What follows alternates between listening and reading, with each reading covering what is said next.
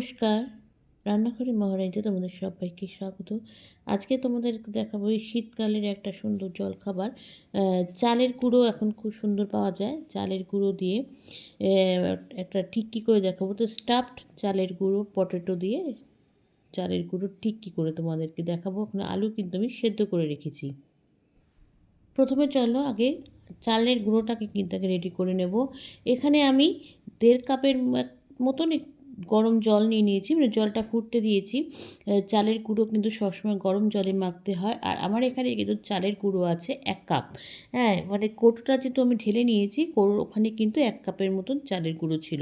এবার এটাকে কিন্তু খুব ভালো করে খুব মানে গুনগুনে মানে হালকা গরম হবে সেরমভাবে কিন্তু তখনই চালের গুঁড়োটা দিয়ে দেবো। ফুটবে না, জল ফোটা অবস্থা নিয়ে যাওয়া যাবে না, হালকা গরম হবে সেই অবস্থাতেই কিন্তু চালের গুঁড়োটা আমি দিয়ে দিয়েছি। দিয়ে এবার খুব ভালো করে কিন্তু চালের গুঁড়োটা এবার আমি মিশিয়ে নেব। আমি দেখো এখানে বেলনিচা যেহেতু একটু শক্ত হয় সেটা দিয়ে কিন্তু নাড়াচ্ছিলাম। চালের গুঁড়োটা তখন বেশ কিছুক্ষণ ঢেকে রেখেছিলাম, মানে একটু হালকা ঠান্ডা, খুব ঠান্ডা না, মানে হাতে সহ্য হবে এরকম অবস্থায় কিন্তু এবার এটাকে মেখে নেব। আমি যে এবার জলটাও একদম বোঝা যাবে, আর জল লাগলে একটু দিয়ে মাখা যেতে পারে, না হলে কিন্তু এইভাবেই কিন্তু মেখে নিতে হবে। দেখো আমার কিন্তু এইভাবেই মাখা হয়ে যাবে। চালটা কিন্তু একদম গরম জলের সাথে ঠিক সুন্দরভাবে মিশে গেছে। এবার এইভাবে যেভাবে আমরা আটা মাখি সেইভাবে কিন্তু এবার এটাকে আমি সুন্দর করে কিন্তু মেখে নেব। আটাটা কিন্তু বেশ অনেকক্ষণ ধরে কিন্তু আমি মেখেছি। চালের গুঁড়োটা কিন্তু একটু মাখতে হয় অনেকক্ষণ ধরে। এবার দেখো পুরো একদম আটা যেভাবে মাখি সেরকমভাবে কিন্তু আমি একটা মণ্ড তৈরি করে নিয়েছি। এবার এটাকে একটু ঢেকে রেখে দেবো। আচ্ছা, চালের আটাটা মাখা থাকুক। এরপর চলো আলুর স্টাফ যে তৈরি করব এটাকে এবার তৈরি করে নিই। কড়াইতে কিন্তু আমি সর্ষের তেল দিয়ে দিয়েছি, সর্ষের তেল গরম হয়ে গেছে। এখানে প্রথমে দিয়ে দিয়েছি জিরে, ফোড়ন দেবো, জিরে দিয়েছি মৌরি, আর দিয়ে দেবো হিং। এটা খুব সুন্দর কিন্তু গরম, মানে হিং দিলে কিন্তু নিরামিষ রান্নাটা বেশ সুন্দর একটা টেস্টও হয়, আর গন্ধটাও কিন্তু দারুণ মানে ছাড়ে মৌরি আর জিরে ফোড়ন দিয়ে হিং দিলে। আচ্ছা, এরপর দেখো আমার এটা একটু ভাজা হয়ে গেছে। এবার এর মধ্যে দিয়ে দিচ্ছি আদা আমি কিন্তু কিশনিতে কুড়িয়ে নিয়েছি, নিয়ে এবার আদাটা দিয়ে দিচ্ছি। আদাটার একটা কাঁচা গন্ধ আছে, সেটা একদমই মানে ফোড়নের সাথে সেটাকে ভালো করে ভেজে নেব। এবার এখানে একটুখানি পেঁয়াজ দিয়ে দেবো। নিরামিষও করতে পারো, পেঁয়াজ ছাড়াও করা যায়, কোনো অসুবিধা নেই। আমি জাস্ট দিয়েছি। এবার পেঁয়াজটাকে কিন্তু মশলার সাথে কিন্তু ভেজে নেব, হালকা মানে কালারটা চেঞ্জ হবে সেই অবধি কিন্তু এটাকে ভেজে নেব। তারপরে এখানে আলুটা কিন্তু আমি সেদ্ধ করে আলুটা একটু চটকেও রেখেছি। আবার চটকে না রেখে কড়াইতেও কিন্তু এভাবে মশলা দিয়ে মানে মশলা দিয়ে ভালো করে আলুটাকে কষিয়ে নিয়ে এখানে আলু ম্যাশার দিয়েও কিন্তু বা পটেটো ম্যাশার দিয়েও কিন্তু পেস্ট করে নেওয়া যায়। আচ্ছা, এর মধ্যে কিন্তু আমি একটু কাঁচা লঙ্কা দিয়ে দিয়েছি চিড়ে। কাঁচা লঙ্কাটা কিন্তু ঝাল যার ঝাল স্বাদ অনুসারে সে দেবে। এবার দেখো পরোটা যেহেতু আমি আগে মেখে রেখেছি, এবার আলুটা দিয়ে দিয়েছি। এবার আলুর সাথে কিন্তু মশলাটা কষানো, মানে যেরকম আমরা আলুর পরোটা করি মোটামুটি সবই একই প্রসেসে আলুর স্টাফটা করে নিচ্ছি। এবার আলুটাকে কিন্তু খুব সুন্দর করে মিশিয়ে রাখবো। এরকম আলুর স্টাফ যদি ঘরে তৈরি করে রাখো না, অনেক কিছু কিন্তু রান্না করে খাওয়া যায় চটপট। বাচ্চাদের টিফিনেও অনেক কিছু করে দেওয়া যায়। সকালবেলা যাদের স্কুল আছে এরকম পুরটা তৈরি করা থাকলে কিন্তু চটপট অনেক কিছু করে দেওয়া যায় বাচ্চাদের টিফিনেও। আচ্ছা, এবার দেখো আলুটা কিন্তু একটু বেশি অনেকক্ষণ ধরে মিশিয়ে নিচ্ছি। এবার দিয়ে দেবো নুন অল্প, নুন স্বাদ অনুসারে নুন দিয়ে দেবো অল্প। এবার দিয়ে দিচ্ছি হলুদটা দিয়ে দিয়েছি, মানে কালারের জন্য দিয়ে দিয়েছি হলুদ।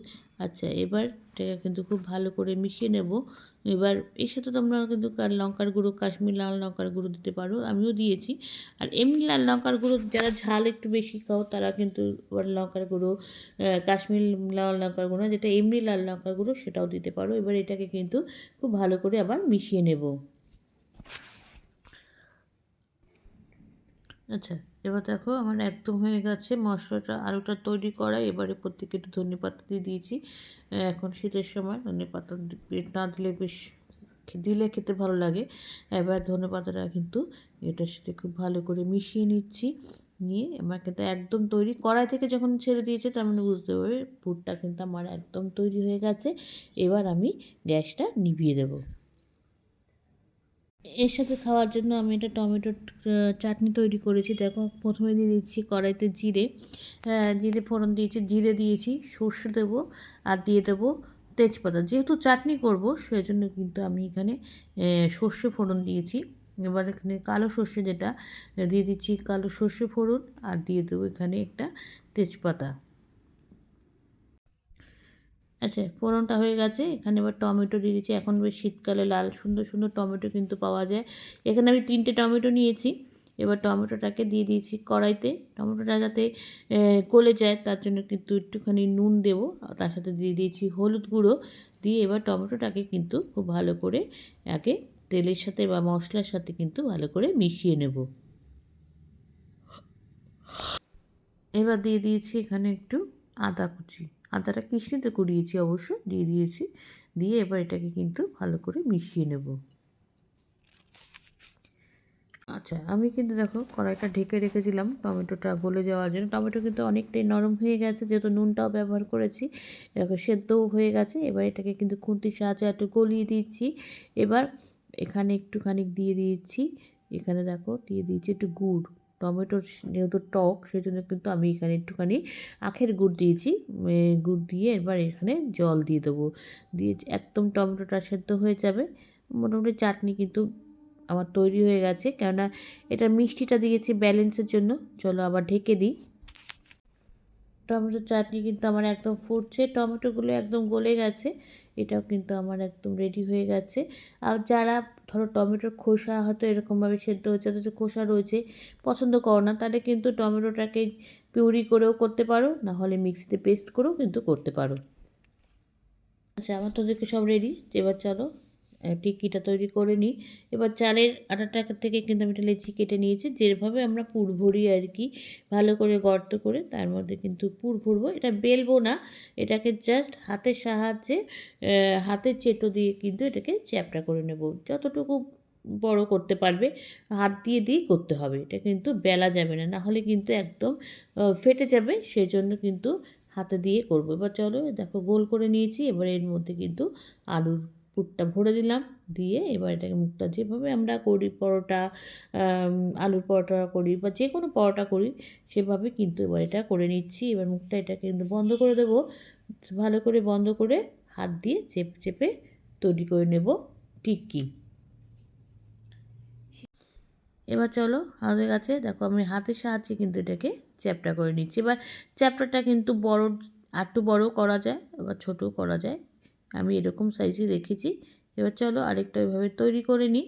যেভাবে ওইটা করেছি সেই একই প্রসেসে কিন্তু পরেরটাও করে নেব। আমি কিন্তু এখানে ননস্টিকের একটা ফ্রাই প্যান বসিয়ে দিয়েছি।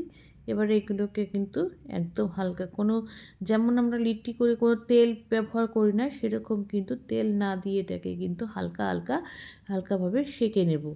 এবার যেহেতু চালটাকেও কিন্তু গরম জলে মাখা, সেজন্য কিন্তু বেশি সময় লাগবে না এটা করতে। এবারে এটাকে আর কিন্তু গ্যাস কিন্তু মিডিয়াম আঁচে রেখে করতে হবে। দেখো ঠিক এরকমভাবে হবে, একদম সেঁকা, তেল ছাড়া, কিন্তু ভীষণ হেলদি খাবার। এগুলো কিন্তু মানে সকালবেলা জলখাবারে কিন্তু দারুণ, পেটও ভরবে, অথচ কোনো মানে আনহেলদি জিনিস নেই, হেলদি, প্রচণ্ড হেলদি খাবার। এভাবে কিন্তু সকালে ব্রেকফাস্টও দারুণ কিন্তু জমে যাবে। এগুলো তুলে নিলাম, দিয়ে আবার দিয়ে দিয়েছি। চলো এইভাবে প্রত্যেকটা করে নিই, তারপর সার্ভ করছি তোমাদের সামনে। দেখো হয়ে গেছে একদম সকালবেলা ব্রেকফাস্টে চালের আটা দিয়ে স্টাফ পটেটো লিট্টি বা টিক্কা বলতে পারো, টিক্কার মতন করেছি। তার সাথে রয়েছে টমেটোর চাটনি, অসাধারণ লেগেছিল খেতে। তোমরা কিন্তু এভাবে বাড়িতে বানিয়ে খেও, আমাকে কিন্তু জানিও লাইক কমেন্টস আর শেয়ারের মাধ্যমে। তোমরা যারা আমার চ্যানেলটাকে সাবস্ক্রাইব করে আমার সঙ্গে রয়েছে তাদের জন্য রয়েছে অসংখ্য অসংখ্য ধন্যবাদ। আর যারা করোনি তারা প্লিজ চ্যানেলটিকে সাবস্ক্রাইব করে আমার সঙ্গে থেকো। তোমরা সবাই সুস্থ থেকো, সাবধানে থেকো, ভালো থেকো। চলি, টাটা। দেখা হচ্ছে পরবর্তী নতুন কোনো রেসিপিতে তোমাদের সঙ্গে।